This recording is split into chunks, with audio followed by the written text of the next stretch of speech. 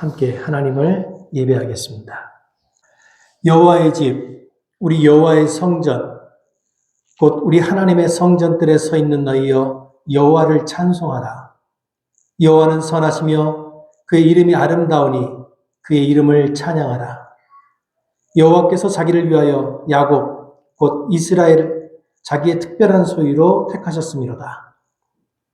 태초의 말씀으로 우주 만물을 창조하시고 지금 이 순간도 크신 권능으로 온 세상을 통치하시는 하나님, 거룩한 주일에 저희가 겸손한 마음으로 하나님을 예배하는 자리로 나왔습니다. 세상에서 거칠었던 마음을 가다듬고 영과 진리로 예배를 드립니다. 예배하는 저희에게 은혜를 베푸사 주의 도를 보이시며 진리의 말씀으로 지도하시며 생명의 길로 인도하여 주옵소서. 그리하여 상한 마음이 위로를 받게 하시고 지친 몸이 주님 품 안에서 안식을 얻게 하여 주옵소서. 예수님의 이름으로 기원하옵나이다. 아멘.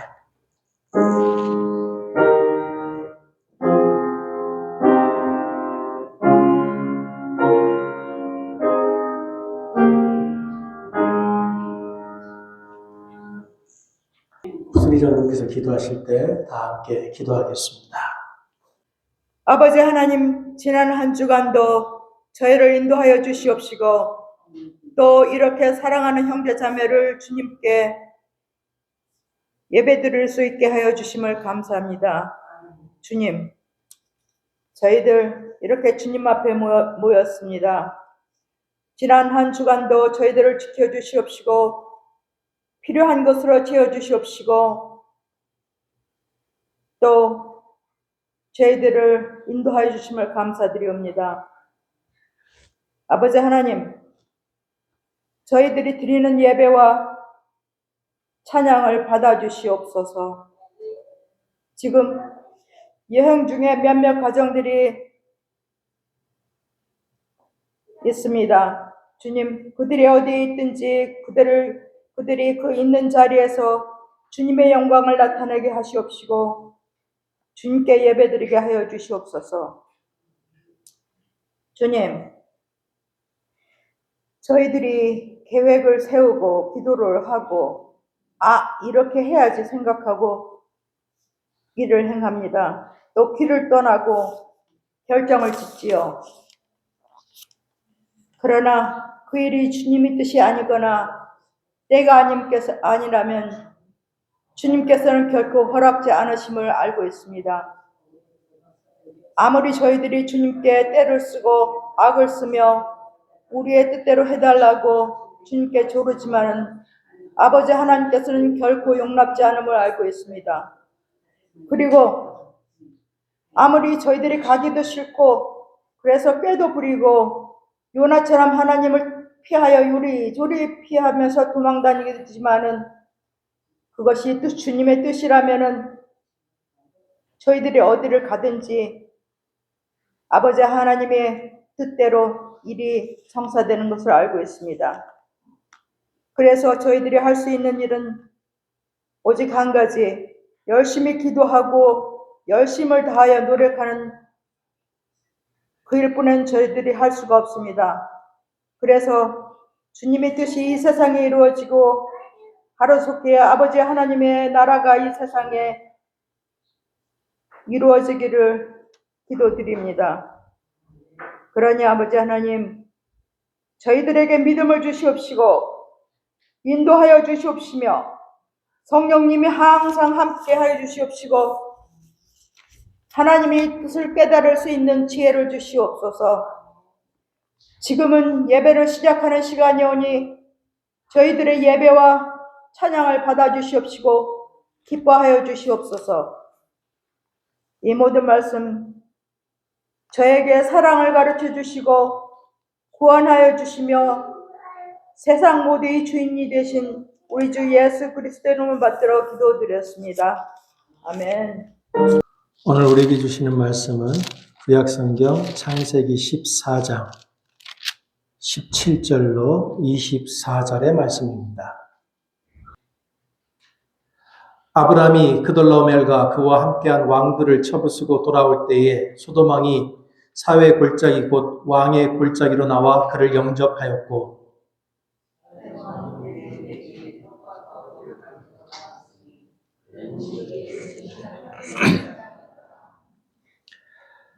그가 아브라함에게 축복하여 이르되 천지의 주제이시여 지극히 높으신 하나님이여 아브라함에게 복을 주옵소서.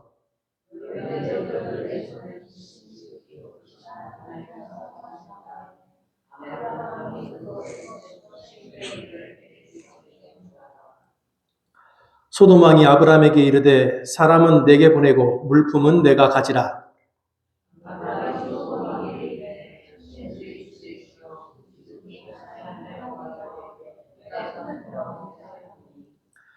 내 말이 내가 아브라함으로 치부하게 하였다 할까 하여 내게 속한 것은 실 한 오락이나 들매끈 한 가닥도 내가 가지지 아니하리라.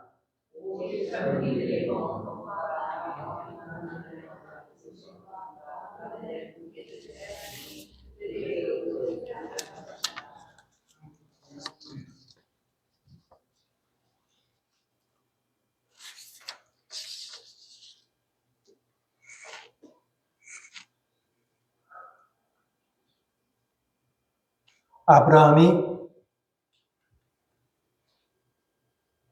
하란에서 가나안까지 들어왔고 살다가 조금씩 부하게 되었어요. 아브라함을 따라왔던 롯이 자기 삶이 부하게 되니까 아브라함과 경쟁하다 아브라함을 떠났습니다. 그렇게 아브라함을 떠난 롯이 거주했던 곳이 소돔이었습니다. 그런데 신할 왕 아브나벨, 엘라사 왕 아리옥, 엘람 왕 그돌 같은 여러 왕들이 연합을 해서 롯이 살고 있던 소돔과 그 근처에 있던 고모라를 공격했습니다. 그 연합군이 이 전쟁에서 승리를 해요. 그래서 이 성에 있었던 모든 재물, 양식, 짐승들, 그리고 사람들을 가지고 자기들 땅으로 돌아갑니다. 그런데 이 전쟁통에 한 사람이 도망을 쳐서 아브라함이 있는 곳으로 왔어요. 그리고는 아브라함을 찾아와서 아브라함에게 롯에게 소돔과 고모라에 어떤 일이 벌어졌는지를 설명합니다. 그 얘기를 들은 아브라함은 자기가 집에서 훈련시킨 318명의 군사를 거느리고는 그 연합군을 쫓아갑니다.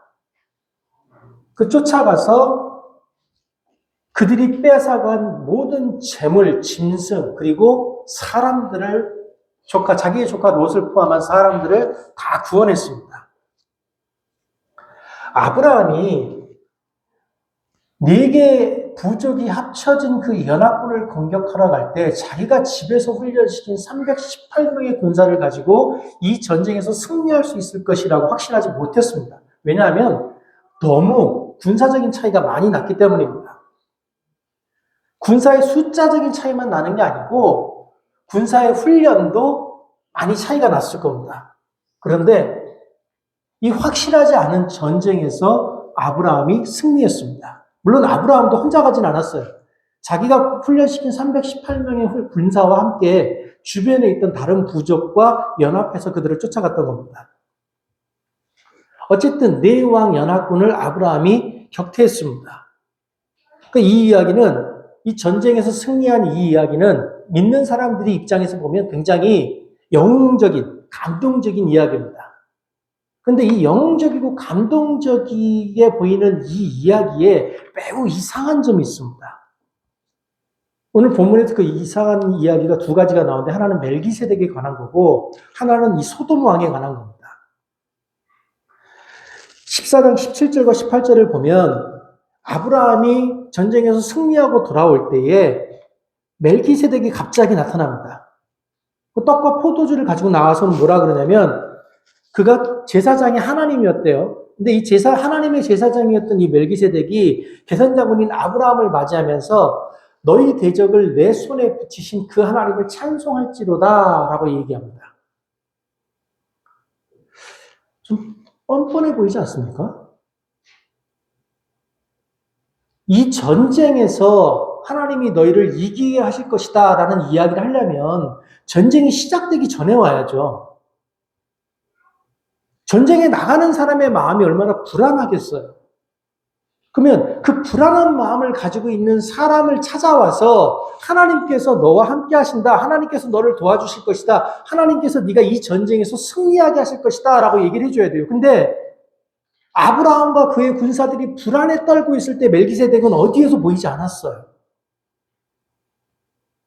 그런데요, 전쟁에 기껏 이기고 승리하고 돌아오는데 그 앞에 딱 나타나서 한다는 소리가 뻔뻔하게 하나님께 감사하라. 더 이상한 건요, 그 이야기를 들은 아브라함이 멜기세덱에게 11조를 바쳤다는 겁니다. 여러분, 멜기세덱이 이 전쟁에서 한 일이 아무것도 없어요. 멜기세덱은 아무것도 안 했는데 왜 아브라함이 11조를 바쳤습니까? 11조가 뭡니까? 11조라는 건 내 삶이 주님의 것입니다. 내가 소유한 것이 모두 주님의 것입니다. 그것을 내가 잊어버리지 않기 위해서 주께 이 열 중에 하나를 바칩니다. 라고 하는 거예요. 그러니까 11조는 주께 선물을 드리는 게 아니에요. 헌금을 하는 게 아닙니다. 11조는 내 삶의 주인이 하나님이시라는 것을 내가 기억하고 있다는 징표를 하나님께 드리는 거예요. 근데 이 전쟁에서 하나님이 한 것이 아무것도 없어 보이는데 왜 아브라함은 11조를 드렸습니까? 이 11조를 통해서 아브라함은 이 전쟁뿐만이 아니라 내 삶의 모든 것이 하나님께 속한 것입니다. 라고 하는 고백을 하고 있는 겁니다. 하나님의 하나님 되심을 고백하고 있는 겁니다. 너의 승리에 대해서 하나님께 감사하라 그랬더니 아브라함은 승리에 대한 감사가 아니라 내 삶의 주인이십니다. 라는 고백을 하는 겁니다. 이 승리를 통해서 아브라함은 자신감을 가질 수 있었을 거예요. 아브라함은 이 전쟁에서 승리한 그 승리를 당연한 것으로 받아들이진 않았습니다. 아브라함은 자기가 이 전쟁에서 승리할 수 있었던 이유가 자기가 훈련시킨 군사들의 용맹 아니라 자신의 전술이 뛰어났기 때문이라고 생각하지 않았을 겁니다. 아브라함이 멜기세덱에게 11조를 바치는 걸 보면 그는 이 전쟁의 배후에는 하나님이 계시다라고 믿고 있었던 겁니다. 그렇게 우리가 해석을 한다 할지라도 이 본문은 받아들이기 그렇게 쉽지 않습니다. 그래도 억지로라도 그래 하나님께 11조 바치는 거고 그게 좋은 신앙이니까 그게 뭐 나쁜 일 하는 건 아니니까라고 억지로라도 우리가 이해하고 받아들이려 그런다면 이 본문은 그렇게 받아들이고 나갈 수 있습니다. 하나님과 우리의 관계, 신앙의 관계니까 억지로라도 이해하고 넘어갈 수 있어요. 근데 더 이상한 사람이 나와요. 소돔 왕입니다. 멜기세덱이 한 차례 휩쓸고 딱 지나가니까 소돔 왕이 나타나는데 이 사람이 뭐라 그러냐면 소돔 왕이 아브라함에게 이르되 사람은 내게 보내고 물품은 내가 가지라. 이게 이제 우리가 이 성경을 대충 보니까 이 부분이 이상하지 않은 거예요. 이 소돔 왕이 어떤 사람입니까? 연합군에게 전쟁의 패에서 자기가 가지고 있었던 모든 것을 뺏긴 왕입니다. 그리고 아브라함은 그 연합군을 물리치고 다시 그들의 것을 뺏은 사람입니다. 그런데 아브라함이 살던 이 당시는 전쟁에서 승리하면 승리한 사람이 모든 것을 갖는 승자 독식제예요. 그러니까 소돔 왕은 연합군에게 자신이 가지고 있었던 재물과 사람을 뺏긴 순간 이미 자신의 소유가 없는 거예요. 그런데 그것을 다시 아브라함이 뺏은 순간 이 모든 것은 소돔 왕의 것이 아니라 아브라함의 것입니다. 때문에 전쟁에 이미 패했던 소돔 왕은 이 물품이나 사람에 대한 소유권을 주장할 수 없습니다.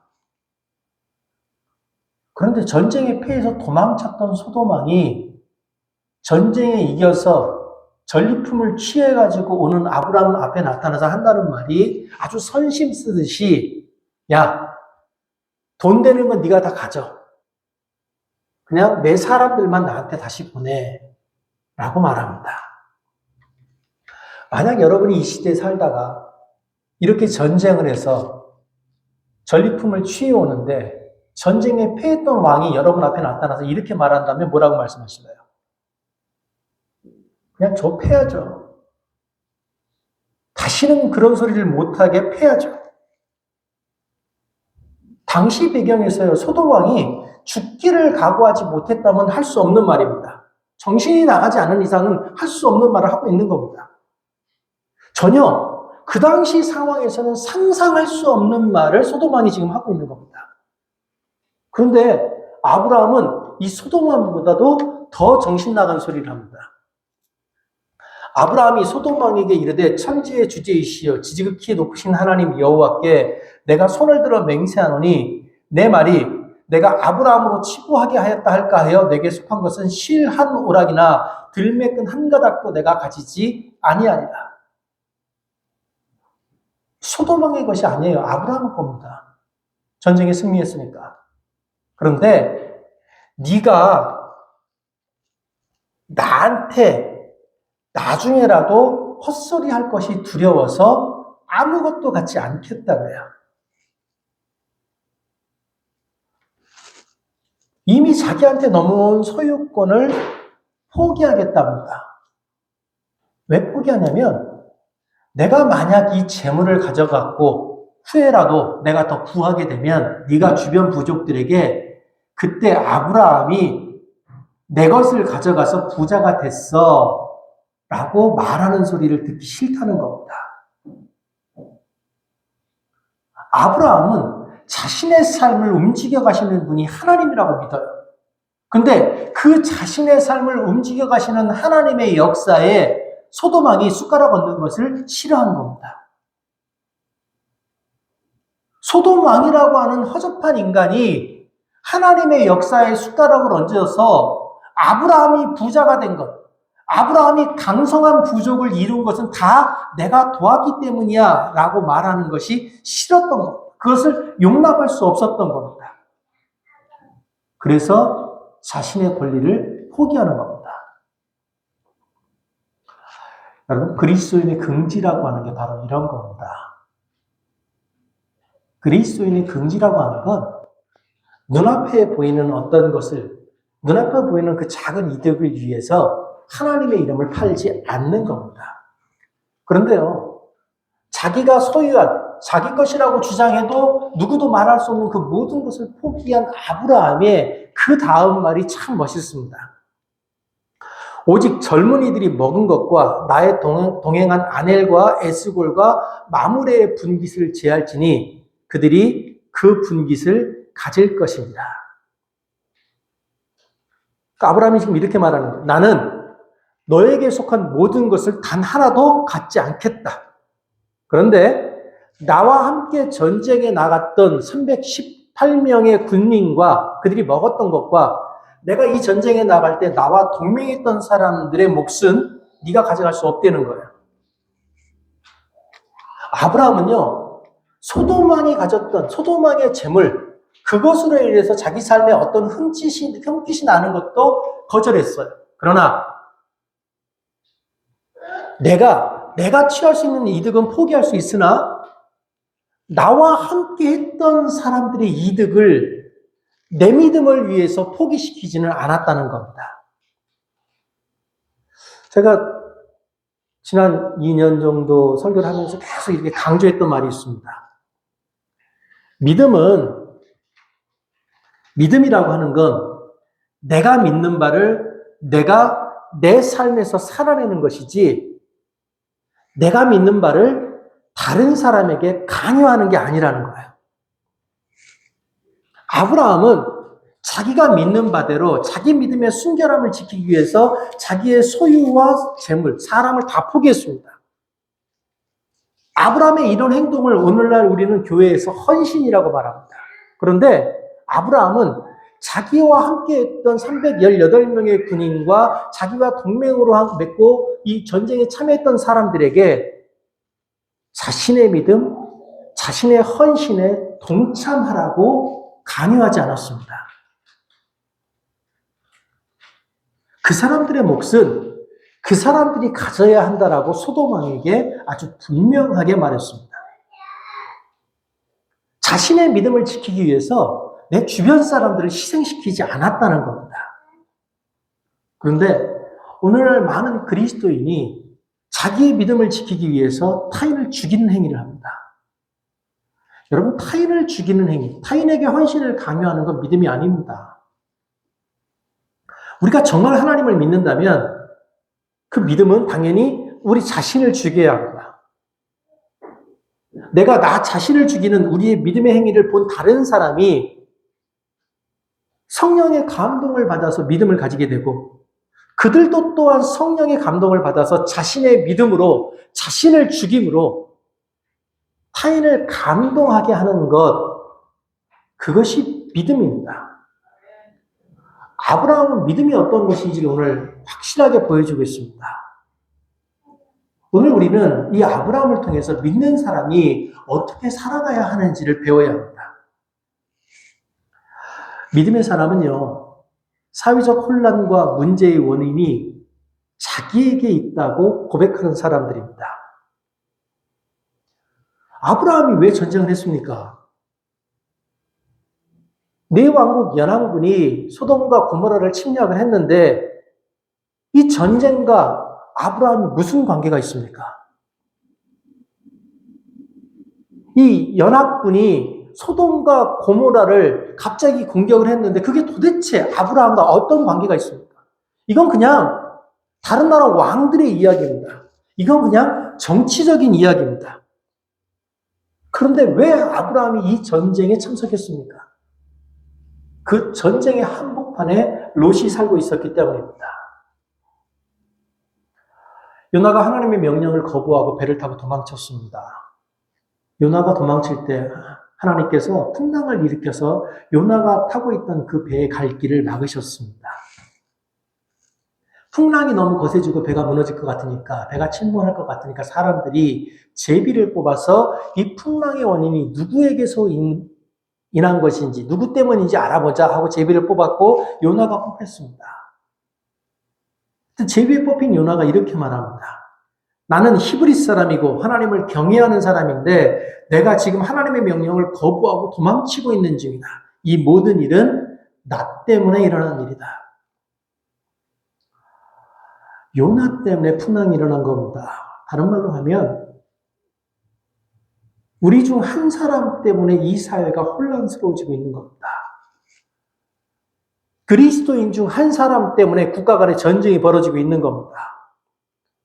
그리스도인 중 한 사람 때문에 교회의 명예가 실추되고 있는 겁니다. 우리 중 한 사람 때문에 우리 가정에 불화가 생길 수 있는 겁니다. 그래서 우리는 가정에, 교회에, 학교에, 직장에, 사회에, 국가에 문제가 생기면 정치인을 탓하거나 경제인을 욕하거나 교수를 욕하거나 동료를 욕하거나 다른 교인을 탓하거나 남편이나 아내를 탓하거나 부모나 자녀를 탓하는 것이 아닙니다. 물론 그들이 그럴 수 있습니다. 그들에게 잘못이 있을 수 있습니다. 그러나 그리스도인은 타인을 탓하기 전에 자신을 돌아봐야 합니다. 내가 정말 하나님 앞에 바르게 서 있는지 스스로를 살펴야 합니다. 내가 하나님 앞에 바로 서지 못했을 때 내 가정에, 내 교회에, 이 사회에, 이 국가에, 이 지구에 문제가 생길 수 있다라고 하는 그런 믿음을 가진 그리스도인이 많아진다면 세상은 하나님 안에서 평화를 누리게 될 겁니다. 우리 한 사람 한 사람이 자신에게 주어진 엄중한 책임을 알고 그 책임을 다하기 위해서 노력한다면, 그런 노력을 하는 그리스도인이 많아진다면 세상은 평화를 누리게 될 겁니다. 우리는 하나님을 바로 믿기 위해서 노력해야 합니다. 그러나 꼭 기억하셔야 합니다. 우리가 아무리 노력해도 그 우리의 노력에도 불구하고 우리 삶에는 언제나 폭풍우가 몰려옵니다. 우리 인생에 폭풍우가 몰려올 때 우리는 당연히 삶의 방향을 바꿔야 합니다. 그러나 우리가 관성을 가지고 살아가던 우리 삶의 방향을 바꾸는 건 결코 쉽지 않습니다. 왜냐하면 우리가 살아오던 그 관성을, 이미 관성을 받은 삶의 방향을 바꾸기에는 그동안 우리가 누려왔던 것이 너무 크기 때문입니다. 방향을 당연히 바꿔야 한다는 것을 알지만 그럼에도 불구하고 지난 과거에 누렸던 것들이 우리의 발목을 잡습니다. 그 과거의 영광에 대한, 그 과거의 영화에 대한 미련 때문에 뒤를 돌아봤던 롯의 아내는 소금 기둥이 되어서 그 삶이 소멸되었습니다. 그러니 우리의 삶이 무의미하게 소멸되는 것을 원치 않는다면 우리 삶에 풍랑이 닥쳐올 때 우리가 그동안 이루어왔던 것을 모두 버리고 새로운 방향을 찾는 노력을 할 필요가 있습니다. 우리가 거침없이 새로운 방향으로 나아가야 하는 이유가 있습니다. 우리가 거침없이 지금까지 걸어왔던 방향이 아니라 새로운 방향으로 걸어가야 하는 이유는 바로 하나님 때문입니다. 우리가 걸어오던 그 관성을 벗어나 새로운 곳으로 걸어가야 하는 이유는 우리의 영광이 아니라 하나님의 영광을 위해 우리가 살아야 하기 때문입니다. 만일 내가 누리던 그것을 포기하지 못해서 우리 스스로의 삶의 명예를 실추하는 삶을 살게 된다면 그것은 곧 하나님의 명예를 실추하는 것입니다. 우리가 정말로 하나님의 명예를 높이고 싶다면 우리 한 사람 한 사람의 삶의 명예를 귀중하게 여겨야 합니다. 우리가 하나님을 사랑한다고 하면서 명예 없는 자처럼 살아간다면, 긍지 없는 자처럼 살아간다면 우리는 거짓으로 고백하는 사람입니다. 정말 하나님을 사랑하는 사람은 인생을 긍지를 가지고 명예를 지키며 살아가는 사람입니다. 아브라함은 삶의 명예가 무엇인지 알았습니다. 그는 소돔 왕의 제안 때문에 재물에 자신의 명예를 팔지 않았습니다.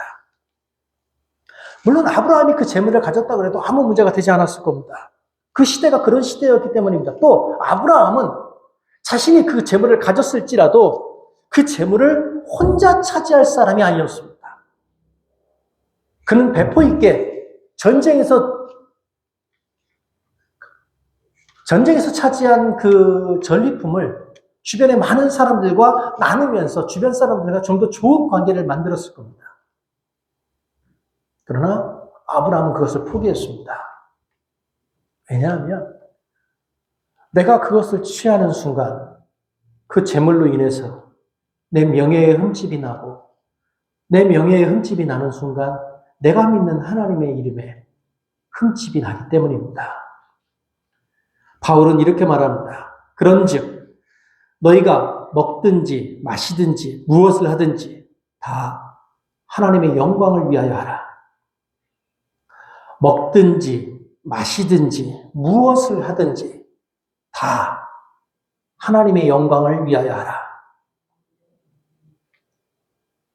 아브라함은 흉년이 들었을 때 하나님이 약속하신 땅을 따라 애굽으로 갔습니다.